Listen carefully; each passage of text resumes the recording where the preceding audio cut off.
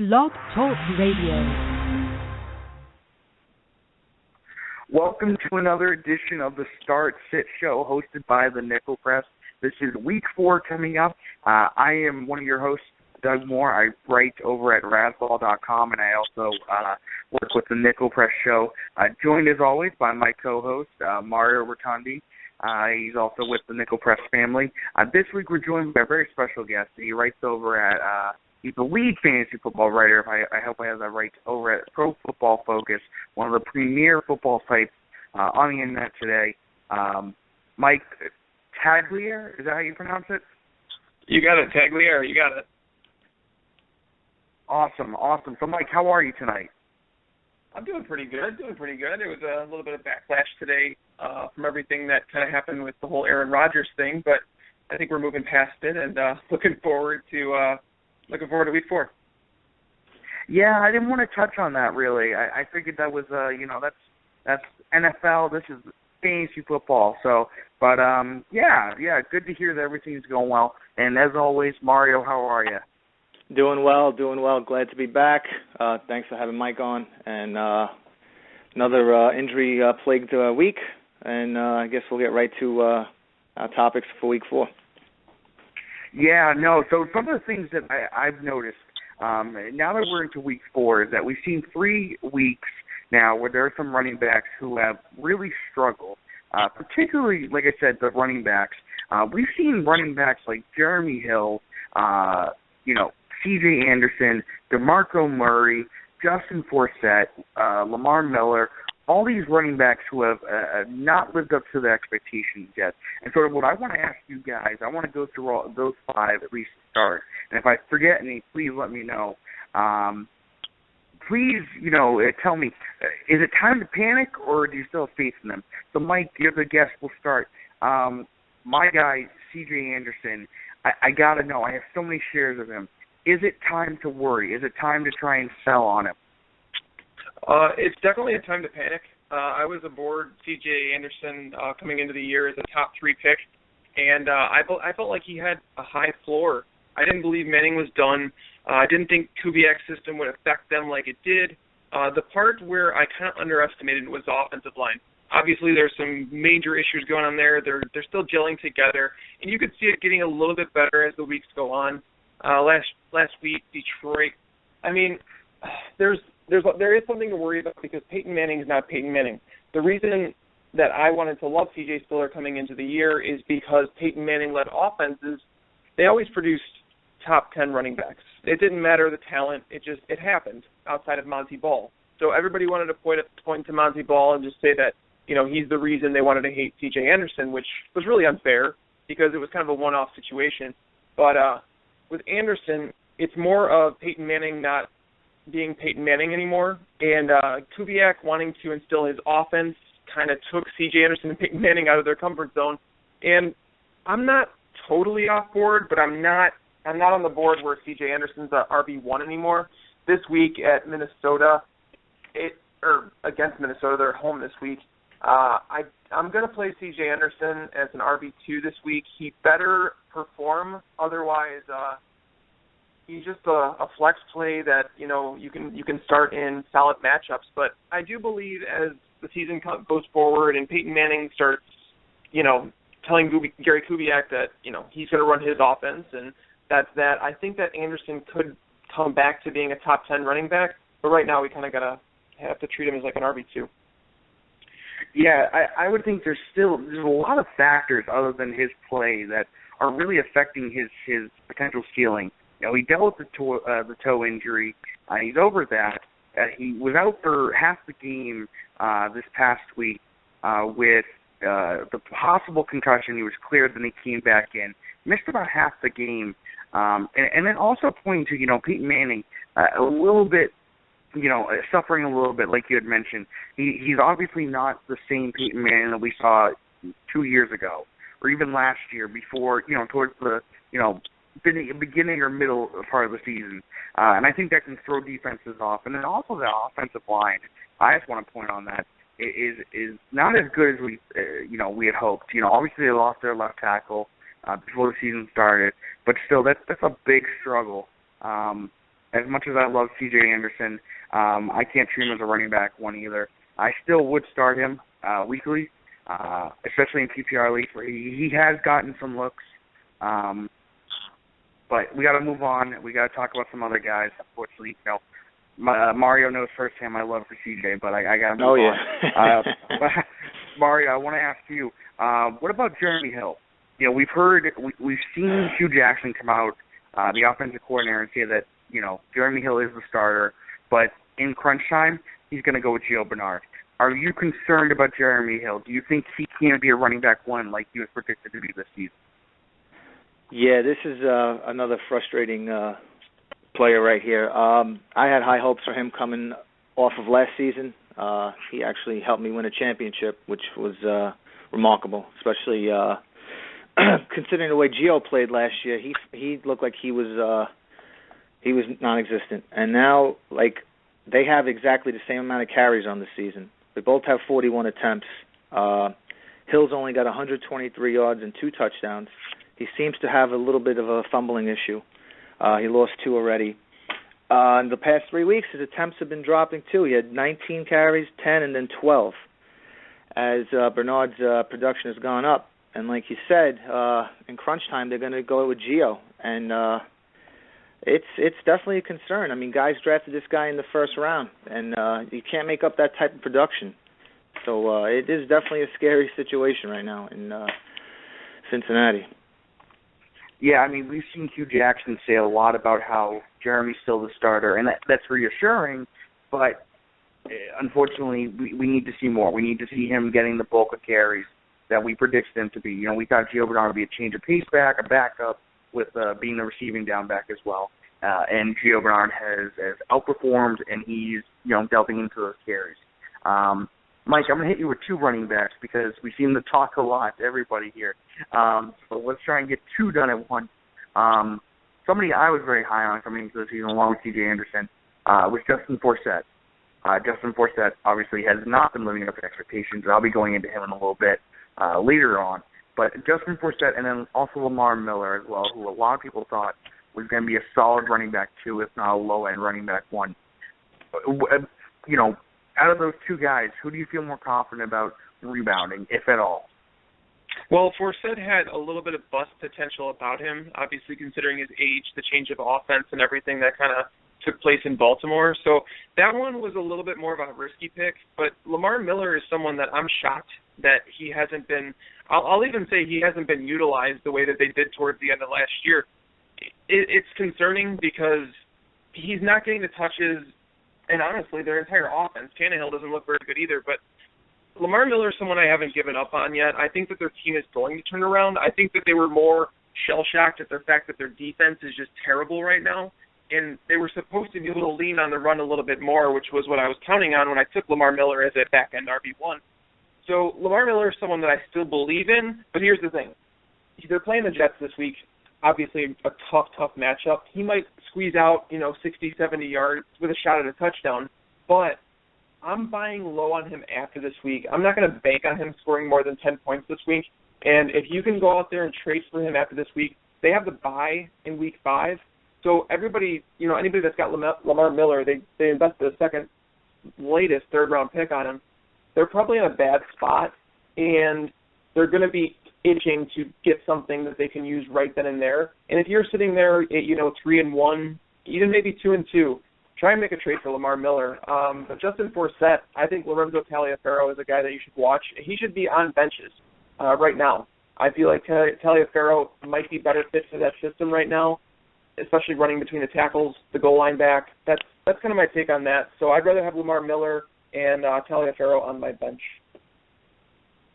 Yeah, I mean, you heard it here, guys. This guy's saying that he's not very confident, and either of those guys need to get their handcuffs quick. So definitely do that, and we'll talk about adding players in a little bit. Mario, the last person at least I wanted to talk about in terms of struggling running backs is really a head scratcher, considering how well he did last season and what he's done so far this season, which is really nothing. That's DeMarco Murray, and we saw him not play this weekend. It was kind of a last-minute thing where, we thought he was going to play, they said he was going to play, and then he didn't end up. And then we see Ryan Matthews run for over 100 yards. is it time to think that Ryan Matthews is going to cut into the carries that we thought DeMarco Murray would get? And should we still treat DeMarco Murray as a running back one? Yeah, I mean, I was initially kind of surprised Matthews wasn't getting more play anyway. I thought that would be more of a two-headed monster in general. But, yeah, I mean, his production is absolutely mind-boggling. I mean, he has 21 attempts with 11 yards this year. And, I mean, I know they started off really slow, Philly. You know, that line looked really bad. I mean, Sam Bradford looked lost. He still looks lost. So, I mean, it's all contributing to his I guess you can call it downfall. I don't know what you want to call it. But, I mean, I would panic on him a little bit. I don't know if it was maybe he was injured prior to this whole thing, too. I don't know if that played, in fact, into it. But he definitely doesn't look like he did last year. And I know a lot of it has to do with the offensive line on the Eagles. But, I mean, that's just horrible production. There's nothing going on there. So I would definitely panic on him. Yeah, no, I really think that Ryan Matthews is going to cut into the carries. It almost looks like Ryan Matthews is just a better running back. Like I guess Mike had mentioned earlier, Taliaferro looks like a guy who's better suited for Baltimore's offense. I think that's the same thing for Ryan Matthews in Philadelphia. I would definitely try and get Ryan Matthews if possible. But I want to sort of go into talking a little bit more about the running backs, but go into talking about waivers. Who to pick up this week? Waiver periods are tomorrow morning, so, while people still have a chance to put in their waiver claims.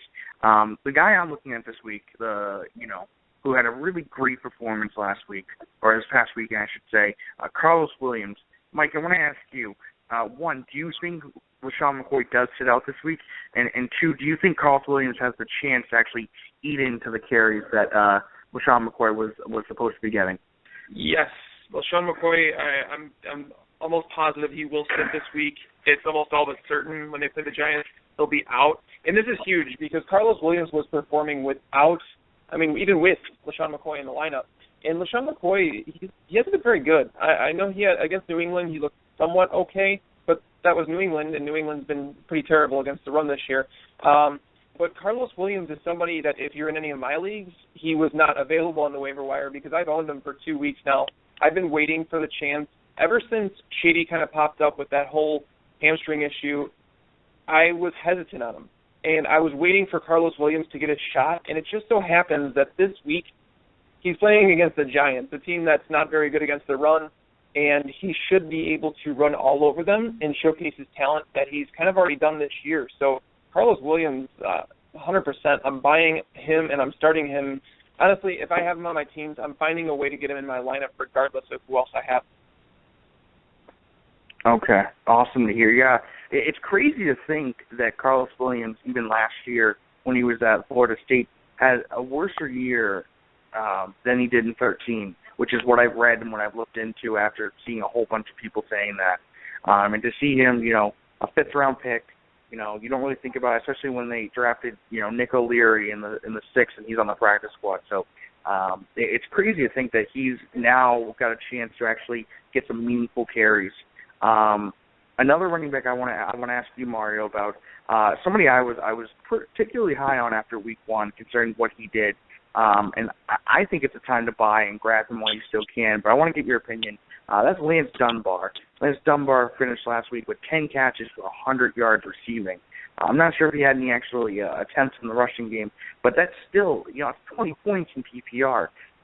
Do you think he could easily get, do you think he's towards, a Danny Woodhead or Darren Sproles, a sort of pass down back that can actually get, consistent numbers? Yeah, when we first discussed him, I had no interest in him because of Tony Romo being the quarterback, and I just didn't see that team going in a direction like that. But now with Brandon Whedon there, call him the check down king, Dunbar has a little bit of value in PPR leagues, definitely. He's not going to catch 10 passes every week, but, with Dallas being down most games, I would think now, you could see him out there catching, 4 or 5 passes a game, which can have a little bit of value in PPR, deeper PPR leagues. I mean, I wouldn't want to rely on him in regular standard leagues, but deeper PPR leagues, definitely. He's a guy you're going to have to consider now. Gotcha. So we have to move on from the running backs a little bit. Unfortunately, we talked about them a little too much. So I guess I want to ask about the tight end position, especially this week. We have our first round of byes.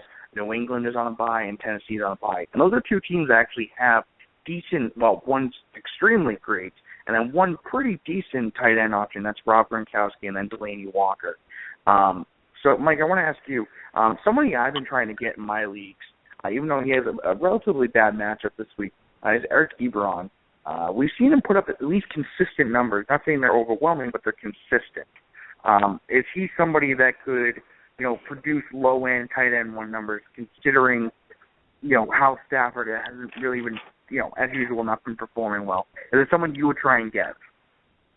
Well, the thing is with Ebron, I'm not huge on him. I think he's lumped in with that category of maybe the Kyle Rudolphs, the Zach Ertz, that territory. I'm not loving him, but to be honest, there's not many tight ends that I just love that I have to have in my lineup every single week.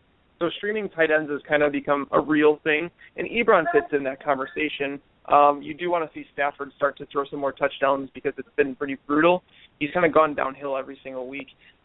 Somebody that I'm kind of keeping an eye on right now, Crockett Gilmore looks like he's going to be out for Thursday night against the Steelers, and Max Williams, great sleeper play that against Pittsburgh that looks like he could be the starter. And if you noticed anything last week, he was peppered, I think, with 7 targets. So Max Williams is definitely a name to watch.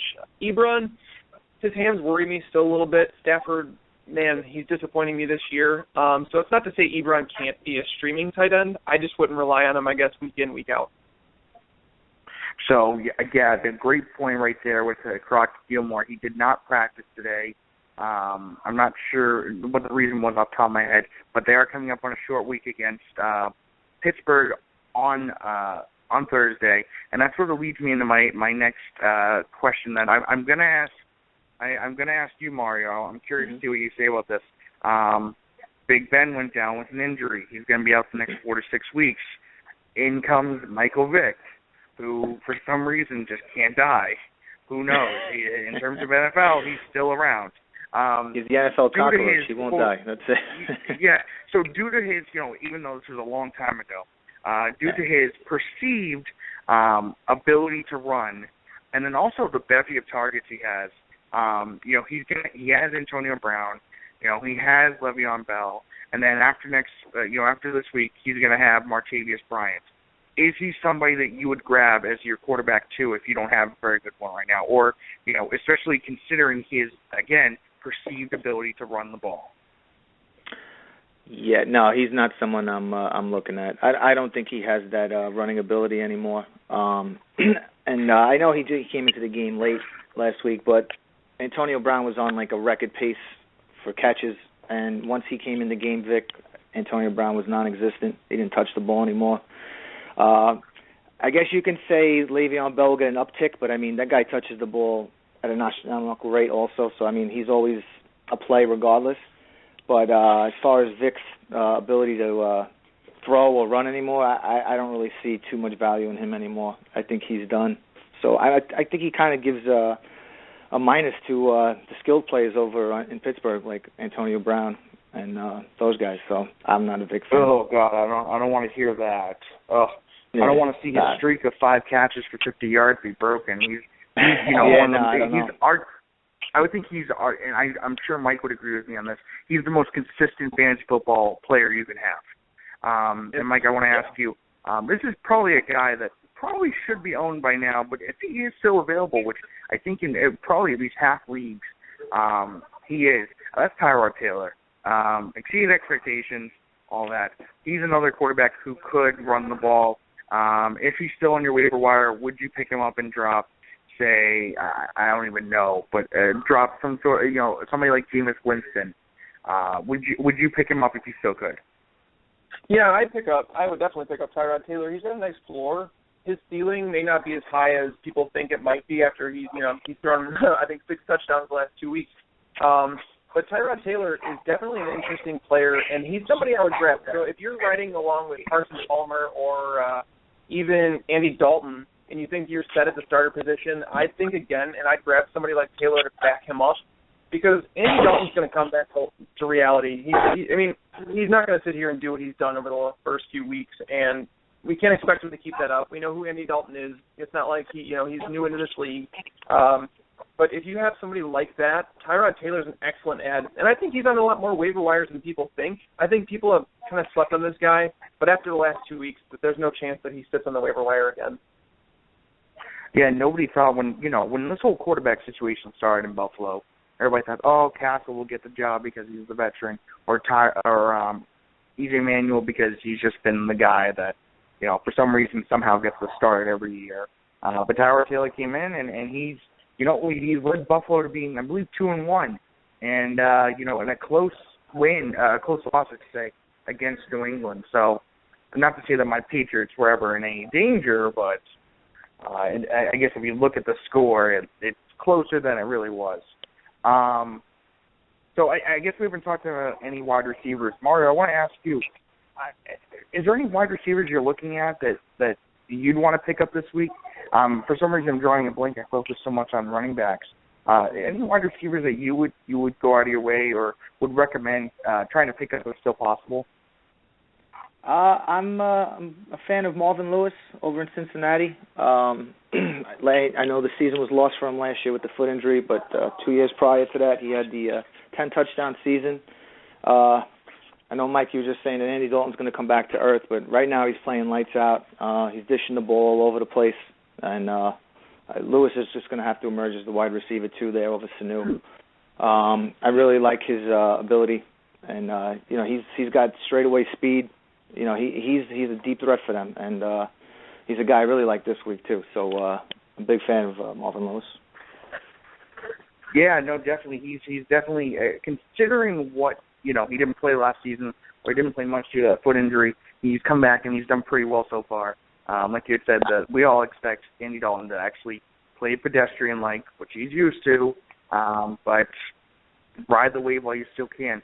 Someone I just thought of who I've seen a lot in waiver wires, because he's on the IR right now, or on the PUP list, I should say. Mike, I want to ask you, Brandon LaFell, considering how well Brady is throwing right now, where I don't see any way of him slowing down, maybe not producing, astronomical numbers. He still threw only 2 touchdowns in a 51-point game against Jacksonville. But curious, LaFell, would you go and get him now, even though he won't be ready for a few weeks? Yeah, if you have deeper benches, it's definitely a very good speculative ad. Going into the season, I liked Brandon LaFell as like a top 32 receiver, and when he went on the IR, it was upsetting. But the thing is you can see in New England, nobody has emerged as that number 2 receiver. You could see Julian Edelman being peppered with targets. He's up to 41 through 3 games, which is just insane. They have the bye week, obviously, but LaFell, when he comes back, I'm going to give him a week just to settle back in, just to make sure that they're using him because, well, they're the Patriots, and we don't know sometimes how they'll use players. But if you have deeper benches, and if you're in, a 12-team league, Brandon LaFell is an excellent ad right now. I've actually had a few people ask me about him over the last couple of days, so yes, definitely Brandon LaFell. He's an excellent stash if you have a deep bench. Yeah, I'm a Patriots guy, so I have to say LaFell. But honestly, in terms of being fair and unbiased, that offense is just clicking right now. So I can only imagine LaFell coming back and being a deep threat will only help, and he'll definitely get a decent amount of looks. And could produce, an unexpected season like we saw last year where he finished, I think, in the top 30, if not higher.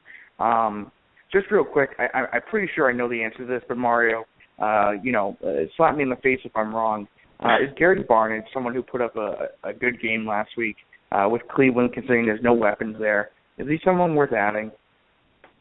If you're desperate at tight end, at least for this week with Gronk and Delaney Walker being on buys, but I don't know if someone you can trust week to week, someone you'd have to add. He had a good game, but that's really all I see out of that. I don't see anything coming out of him consistently. Yeah, I can only imagine if Jordan Cameron was there, he'd probably have like at least 60 targets by now. But so I think we covered all the positions. But, yeah, some great ads this week, considering the bye week, considering some players are getting more time. If Ryan Matthews is available, which I don't think so, but I definitely recommend him. Like we pointed out, Carlos Williams, Tyrod Taylor, Andy Dalton, Marvin Lewis, stuff like that. What I want to get into to our main portion of the show is our start-sit edition. Mike's obviously our guest, so I will go first. Mario's a veteran with this as well, but I will go first because I'm the host and I can. And I will go and I will talk about our starts first. And I'll go into the quarterback position first. So the quarterback I'd recommend to start this week, coming off a decent game against the Redskins last week, and he's going to be on almost 2 weeks rest, or not 2 weeks, but almost 10 days rest. That's Eli Manning.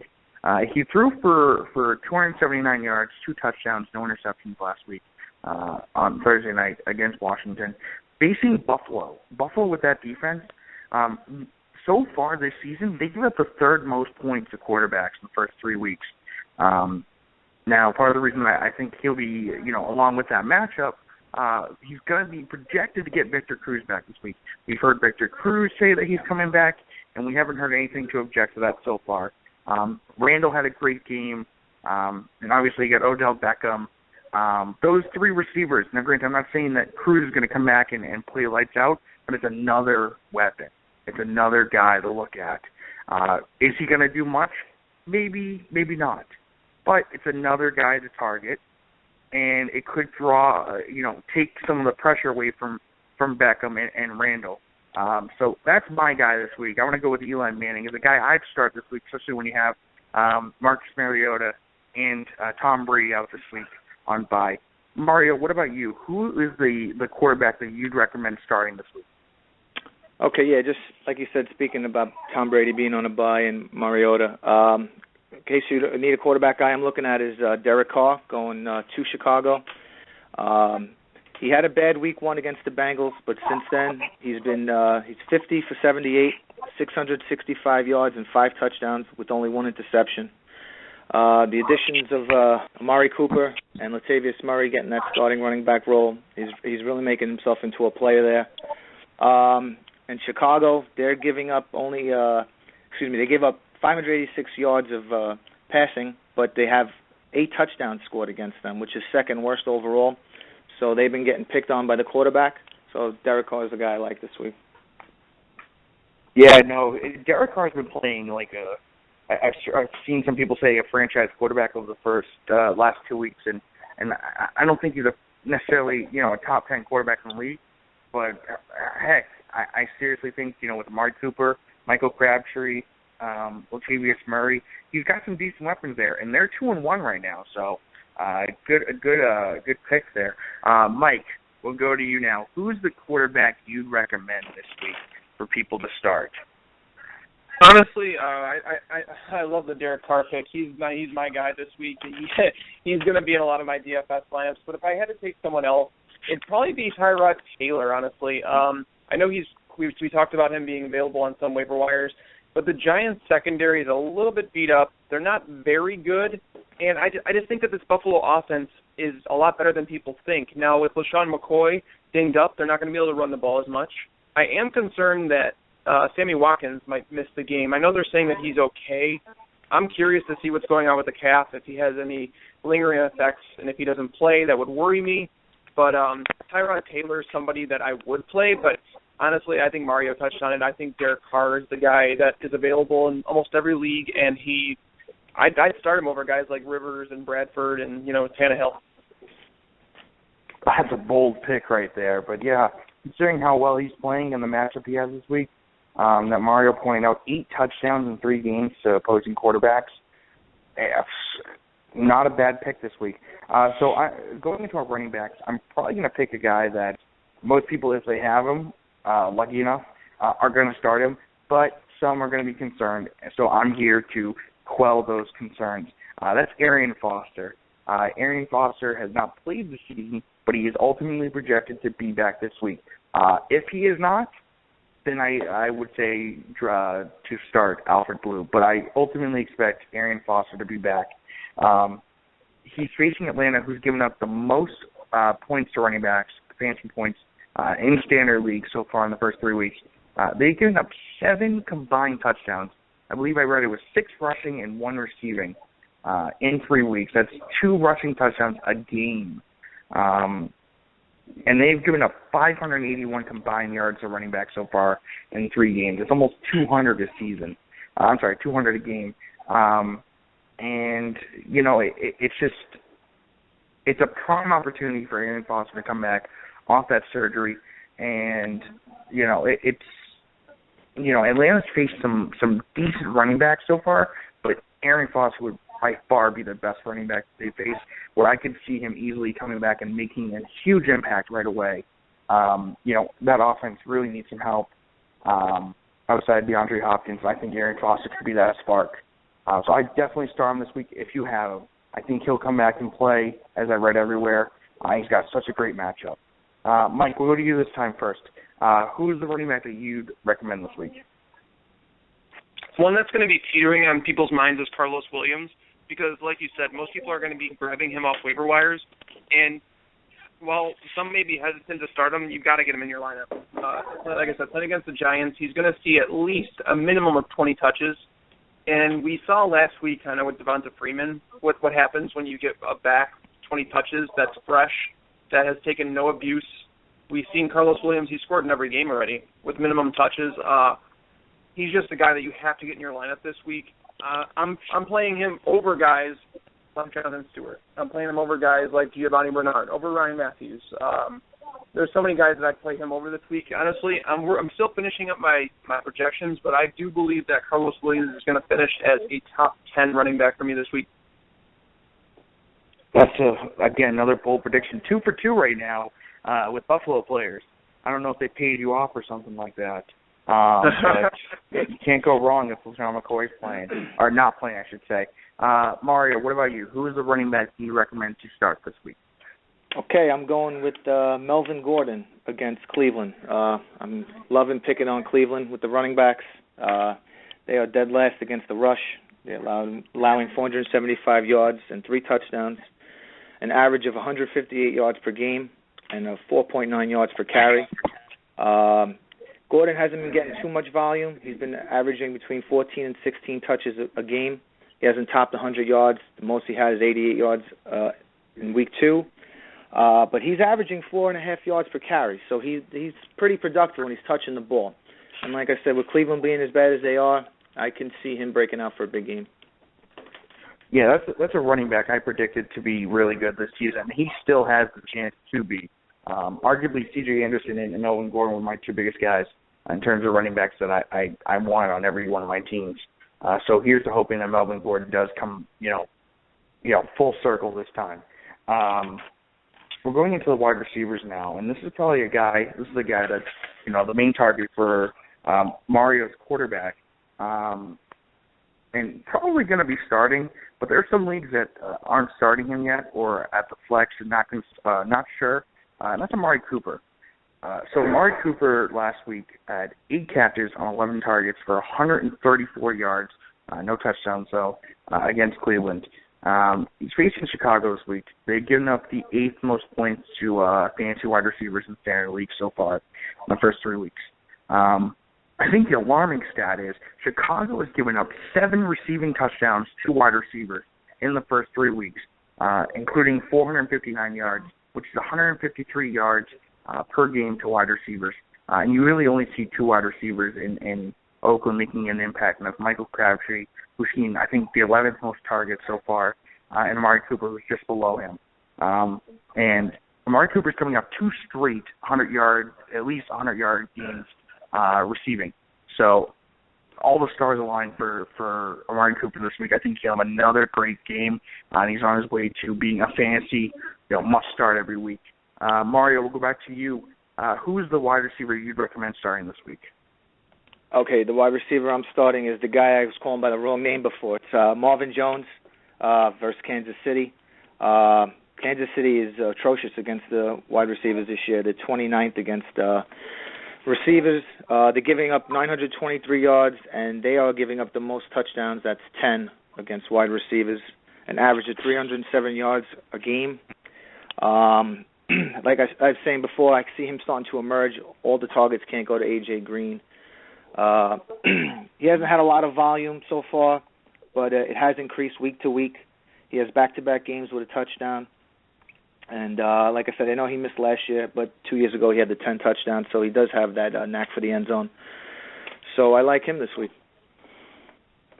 Yeah, definitely. You've seen, again, we talked about Andy Dalton, playing at a great level. Who knows when he'll fall back down to earth, but while, he's still playing like this, let's ride the wave. I also said Marvin Lewis, and Marvin Lewis. Yeah, I don't know. I had the coach on the mind. I said that too, so I'm a victim of that just as much as you are. Mike, what about you? Who's a wide receiver that you're going to recommend starting this week? All right. So getting away from my Bills, my precious Bills that paid me off. So I'm going to go a little bit further down the road. Like most people ask me about a wide receiver 3.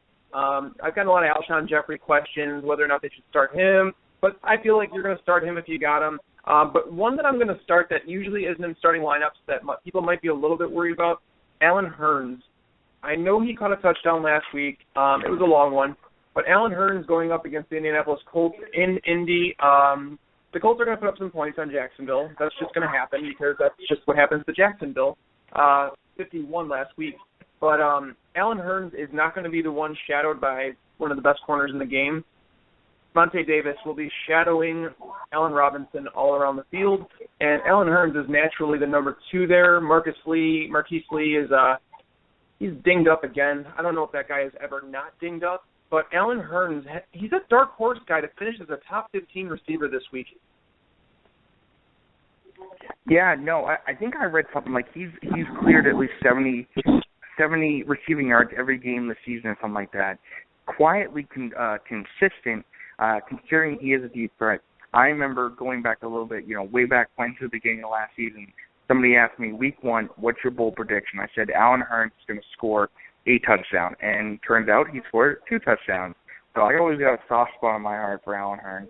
And I like that, you point out that Vontae Davis is most likely going to cover Allen Robinson. And other than, Vontae Davis in that Colts defense, or at least that Colts secondary, it's very, very, I don't even know how you can describe it, very, very easy to throw to. So going into the tight ends start this week, and I hate to do this because I don't like him. I don't. I'll be the first one to admit it. I do not like him as a fantasy football guy to own, but I have to start him this week for obvious reasons. That's Martellus Bennett. Coming off a dismal performance, got 4 catches on 6 targets at 15 yards, no touchdowns, against Seattle.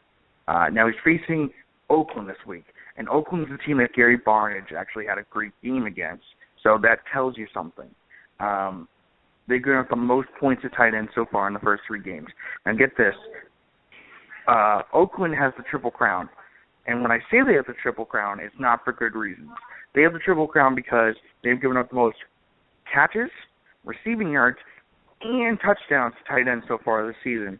It's almost, even with Jimmy Clausen at quarterback, you saw Gary Barnidge and Josh McCown somehow put up a great performance. So I think Martellus Bennett obviously is more talented than Gary Barnidge. I do not like Martellus Bennett. I think they call him the Black Unicorn. I don't like it. I don't. But as much as I don't like him, this matchup is just screaming for me to start him this week. So I'm going to recommend Martellus Bennett. Mike, hopefully you got someone better I'll like in terms of tight ends start this week. I'm sorry, I don't think that you have a better one than that, just because we all know it's the Raiders. We know what they give up to tight ends. But Martellus Bennett, it's the same reason I can't like Alshon Jeffrey so much. It's just because Jimmy Clausen, I didn't even realize the stat. I came across it earlier today. I can't remember who posted it on Twitter, but Jimmy Clausen has started 12 NFL games. He has yet to throw over 200 yards in one of them. So that's a stat for the ages right there. That's pretty hard to do. So therefore, I don't even know if I could put too much faith in Martellus Bennett despite them playing Oakland. But I think one that we could talk about is if Crockett Gilmore is out, Max Williams. We know that the Trustman system produces tight ends. We saw what Martellus Bennett did, while he was in it. We saw what he's done now under the John Fox and Adam Gase regime. Not much. So Max Williams is somebody that he's like that dark horse. He's not owned in any league. He's one of those streaming tight ends. And if you're looking for like a little bonus one, Coby Fleener, if Dwayne Allen's out again, like if for some reason you really just don't want to play Max Williams on Thursday night, you could look to pick up Coby Fleener, who, if Dwayne Allen's out of the lineup again, Coby Fleener is a top 12 play. Yeah, no, I again, that's another tight end I don't like, but you mentioned it, so I have to trust you. So I'm obligated to. But I believe before last weekend, he only had one target through 2 games. One target. So it was hard for me to trust Coby Fleener, but with Dwayne Allen being out, he's got an opportunity. Mario, for some reason, Mike and I like Martellus Bennett's matchup this week. Please help me here. Help me. Please tell me there's somebody I can't find that is going to do better than him, is more safe than him. Yeah, the tight end position is such a nightmare. But the guy I like this week is Charles Clay against the Giants. He's scored back-to-back weeks now.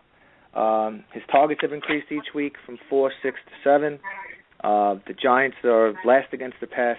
They've allowed 1,035 yards, 5 touchdowns, and 345 yards per game. I think Sammy Watkins might miss this game too, so Tyrod Taylor could rely on Clay a little bit more. So I do like him this week. Yeah, Clay was a guy I thought could put up low-end tight end 1 numbers coming into the season. Now, granted, that's not that hard to do. It really isn't when you look past, Gronk, Kelsey, Greg Olsen, my boy Greg Olsen, Jimmy Graham. After that, unless I'm forgetting somebody, it's a toss-up. Maybe Jason Witten. I forgot about Jason Witten. But it's a toss-up. So anybody could really put up low-end tight end 1 numbers if they just, show up on the field and actually stay on the field, really, and actually get decent targets. So I like Charles Clay. I like that pick, actually, because I think he's going to become more and more a part of that offense. So now we're going to go into the sit portion, and we're going to talk about position plays that we don't want to start this week. Now, I'm picking a guy that probably most people aren't going to be that confident about starting, considering how porous he's been playing so far this season, but I got to go with him in terms of sit this week, Teddy Bridgewater. So Teddy Bridgewater is coming off a putrid performance, 13 for 24, which is a little bit over 50% accuracy, 121 yards, 0 touchdowns, and 1 pick against San Diego. And one of the things I noticed at this stat line real quick is that this was against San Diego, who had lost both of its top cornerbacks. Brandon Flowers was a surprise inactive, and I believe Jason Barrett left the game early. So it's really even more demoralizing. But the other thing is that he's facing Denver, and Denver's given up the fewest points at quarterback so far this past 3 weeks. It's really hard to get behind him. He lost Charles Johnson. Nobody knows if he's going to play this week. Mike Wallace hasn't been putting up the numbers that some predicted him to do. Adrian Peterson, of course, is doing the work. But, in terms of the past game, we haven't seen much. Denver's given up 1 touchdown and received 6 interceptions and less than 200 yards a game. And I wrote something here and I can't see. Oh, so far. Okay. So less than 200 yards a game so far on average. And he's given up 1 touchdown in 3 weeks to quarterback. So sit Teddy Bridgewater this week. Mario, we'll go to you this time. Who's the quarterback you tell people to sit this week? I like that Bridgewater call a lot. That was my 1A. But if I have to go with the 1B, I'm sitting Matt Stafford this week, going to Seattle. Seattle's number 2 overall against the pass behind Denver, only allowing 558 yards and 3 touchdowns. It's only 186 per game. You got Cam Chancellor back for the second game here, so that defense is back to full strength. And Stafford has thrown 5 picks on the year already, so I think he's in for a long day going into Seattle. One thing we can say about Matt Stafford is he's reliable. And when I say reliable, I mean he's reliable in crushing everybody's expectations. He has the weapons. He has Amir Abdullah, Calvin Johnson, Golden Tate, Eric Ebron even. And somehow he continues to do horribly. I don't know, but good pick. I missed that. But, yeah, anybody going against Seattle, unless you're Aaron Rodgers or Tom Brady, I'd have a hard time trying to feel 100% about comfortable when it comes to starting them. Mike, what about you? Who is the quarterback you tell people to sit this week? The one, honestly, it'd probably have to be Ryan Tannehill, just because he hasn't started out so hot this season. The Jets are a tough team. They're going to be in. I had something just go off on my computer. Just give me 1 second. I don't know what the heck it was. It was just like noises.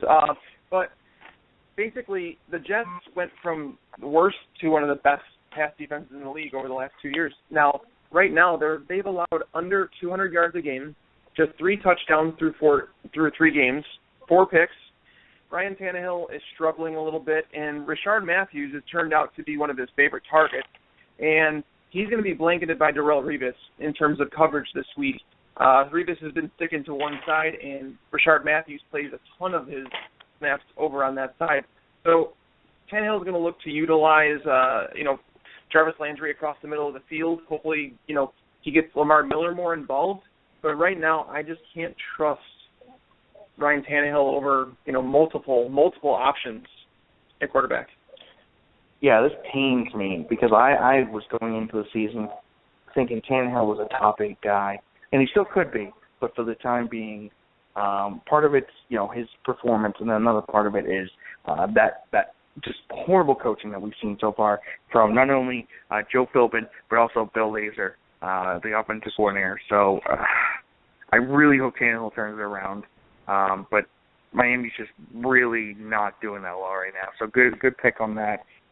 So I talked about this guy earlier in terms of, someone I was a little worried about. And he's the guy I want to sit this week at running back, and that's Justin Forsett. Coming off in terms of rushing, a horrible performance, 10 rushes, 13 yards. He also got 7 targets, which is nice to see. 4 catches, but only 16 yards against Cincinnati. Facing Pittsburgh, now when you think of Pittsburgh, you think of, they haven't been a very good defense. But in terms of fantasy and standard leagues, they've given up the fewest points at running back so far in the first 3 weeks. They've given up 0 touchdowns to running backs, whether it's receiving or rushing. And I literally wrote here, Forsett struggling. Just this offense is struggling for the most part. Outside of Steve Smith, who I thought would, I thought he would do decent, especially with Rashad Berryman out, and he's proven to do that so far. But in terms of everybody else, Mike had said that, Max Williams could be a guy to start this week. But in terms of sitting this week, I got to go with his teammate and say Justin Forsett for obvious reasons. Mike, we'll go to you this time. Who is a running back you'd recommend sitting this week? You tell people don't play. I'm going to take the unpopular choice here and go with Devonta Freeman. I know he was the darling in Week 3, and me myself, I loved him in Week 3 as an option. But going up against Houston, the way you move the ball against Houston is through the air, and if Devonta Freeman's going to get anything done, it's going to be through catching the ball. But they have such a solid front line there. Devonta Freeman's going to get eaten up by J.J. Watt there. He's not going to find the holes that he did. He did look good, don't get me wrong.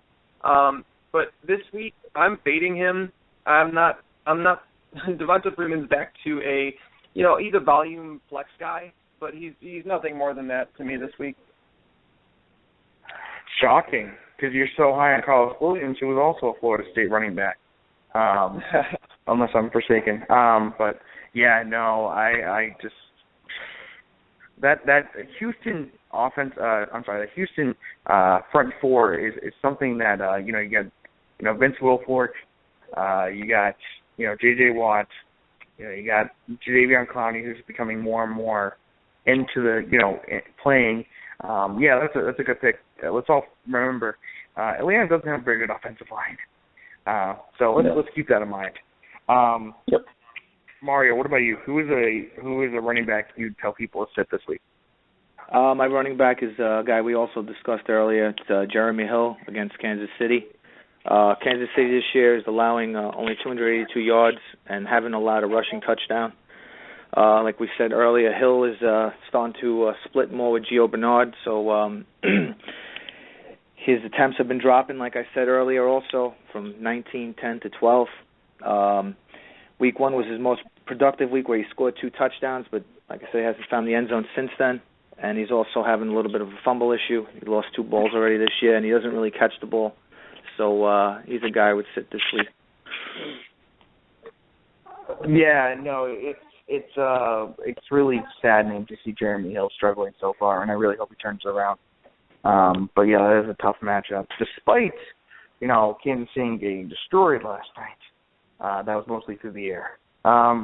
So the wide receiver I want people to sit this week is a guy that a lot of people were high on coming into the season, and he's on, if not the best, of one of the best offenses in football. That's John Brown. John Brown's coming off a decent game, 3 catches, 62 yards, no touchdowns against San Francisco. Facing St. Louis, though. St. Louis has given third fewest points to wide receivers in standard leagues so far through the first 3 weeks of the season. St. Louis has given up 1 touchdown to wide receivers. Floyd is getting more and more targets now that he's coming back from his hand injury. And Larry Fitzgerald has scored, 5 touchdowns in the past 2 games. He's just dominating the looks, the reception. John Brown has put up consistent numbers, but nothing alarming, at least for the most part. And I really think that John Brown's not going to have a very good week. A lot of mouths to feed, a tougher matchup, especially a division opponent, which you never know with division games. We saw the Rams beat Seattle 2 weeks ago. Or 3 weeks ago, I should say. So who knows? But John Brown's the guy I want to sit this week. Mario, who is the wide receiver you tell people to sit this week? The guy I'm sitting this week is Vincent Jackson versus Carolina. Carolina's been pretty decent against the wide receivers, only giving up 737 yards and only 2 touchdowns. Vincent Jackson on the year has 9 receptions with 1 touchdown. He's not really stretching the field, which was his strength. His targets have been dropping week to week. He had 11, 5, and then 4. I don't know if that's a combination of the rookie Jameis Winston or of Mike Evans coming back. So he's a guy I'm not too crazy about this week. Yeah, Mike Evans saw 17 targets last week. And I own, besides C.J. Anderson, I own the most shares of Mike Evans. So it was nice to see. But he's going against Josh Norman, and all I've heard so far is Josh Norman is emerging as a shutdown corner. But worries me a little bit. Again, a division game, and nobody knows what can happen in division games. But that's a good pick. Mike, who is the wide receiver, I guess you could say, that you'd want people not to play this week? All right, and mine is going to be the same one I touched on when I said who to start. The reason I said to start Alan Hearns is because of his the receiver on the opposite end of the field, where, you talked about Mike Evans and Vincent Jackson, Josh Norman. He's shadowed some receivers, but not all the time, so he might see plenty of Mike Evans too. But, yeah, it's a tough matchup for regardless of Mike Evans and Vincent Jackson. But Allen Robinson is somebody that is going to be ranked as a top 20 receiver, and everybody's going to want to put them in their lineups. But he's somebody I'm fading. Vontae Davis is not somebody you want to play around with. He's one of the top in the game. And Allen Robinson's still learning. He's still young. And when you have Bortles as your quarterbacks, you're going to experience some inconsistencies. Add on top of the fact that you're going up against one of the game's best corners, and it's just a recipe for disaster. I'd rather start guys like James Jones over him. I'd rather start maybe even C.D. Johnson over him, honestly. Oh, wow. Considering Allen Robinson, I think week 2 had, the explosion, but then you make a good point, facing one of the best in the game, Vontae Davis. Interesting that you went with his teammate, though, Allen Hearns, to start. I don't see that very often when people recommend one teammate but not the other. But bold. You seem to be very bold today, or tonight, I should say. So maybe it'll pay off. Maybe you know something I don't. So last but not least, we want to go into the tight end we want to sit this week. For me, it's on that offense that Mike brought up earlier that's struggling right now. That's Jordan Cameron with the Dolphins. Jordan Cameron's coming up again a decent game. I'm sorry, no, not a decent game. A decent number of targets, a bad game though. 3 catches on 8 targets for 16 yards and no touchdowns versus Buffalo. Facing the Jets. The Jets have given up the 5th fewest points in standard leagues, 2 tight ends so far in the first 3 weeks. Actually, in fact, in the first 3 weeks, New York has given up 8 catches, 95 yards, and 0 touchdowns to tight ends. Lots of mouths to feed. I literally wrote this. Lots of mouths to feed in Miami with the emergence of Rashad Matthews. And then we got, Jarvis Landry, Devontae Parker's getting more and more looks. Kenny Stills even, who knows? But a lot of mouths to feed. Let's see. Lots of mouths to feed in Miami. So, yeah, I don't know. This week I don't like Jordan Cameron putting up any decent stats, even though it's such a shallow field this week. So, Mike, we'll go to you. Who is the tight end that you tell people to sit this week? I'm sitting most Philadelphia Eagles outside of Jordan Matthews, and Zach Ertz is no different.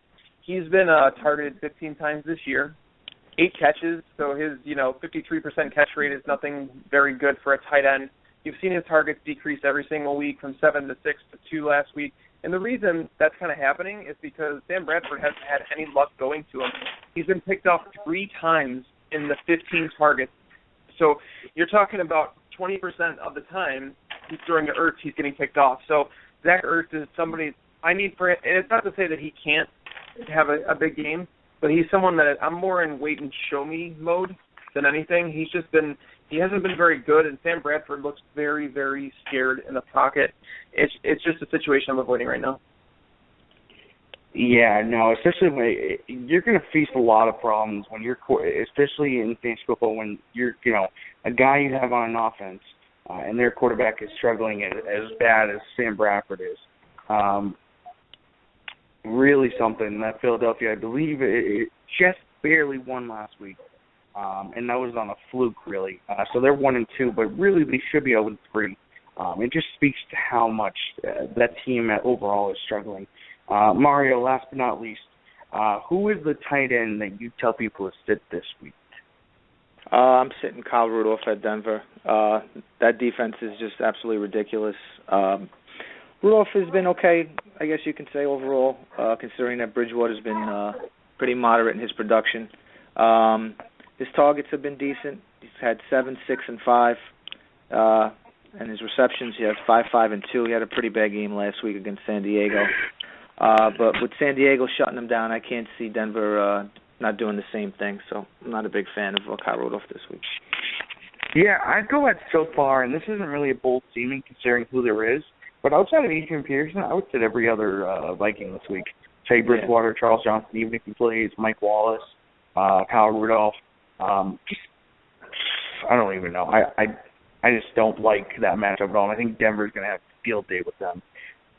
Personally, I think that offense is going to get shut down except for Adrian Peterson, but Adrian Peterson is one man, even though people think he is a god.